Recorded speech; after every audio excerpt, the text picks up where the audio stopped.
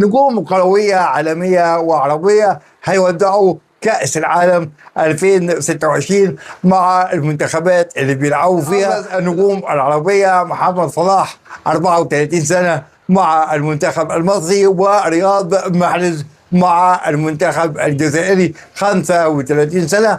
أما بالنسبة للنجوم العالمية فيتصدر القائمة ليون ميسي مع المنتخب الأرجنتيني، وكريستيانو رونالدو مع المنتخب البرتغالي، ونيمار مع المنتخب البرازيلي، ومانويل نوير مع المنتخب الألماني، وكيفن دي بروين ولوكاكو مع المنتخب البلجيكي، ونجوم آخرين مثل ساديو ماني وانجولو كانتي مع المنتخب الفرنسي. هؤلاء النجوم حققوا ما عليهم مع المنتخبات في الأرقام القياسية والألقاب مثل ليو ميسي وكريستيانو رونالدو. في رأيك انت مين اللي هتزعل عليه من هؤلاء النجوم الكبار، وخاصة ليو ميسي وكريستيانو رونالدو في آخر كأس عالمية ومونديال في المحفل العالمي الكبير؟ ابتدي رأيك في الكومنتات بصراحة، وشير ولايك وإعادة نشر لهذا الفيديو للاستمرار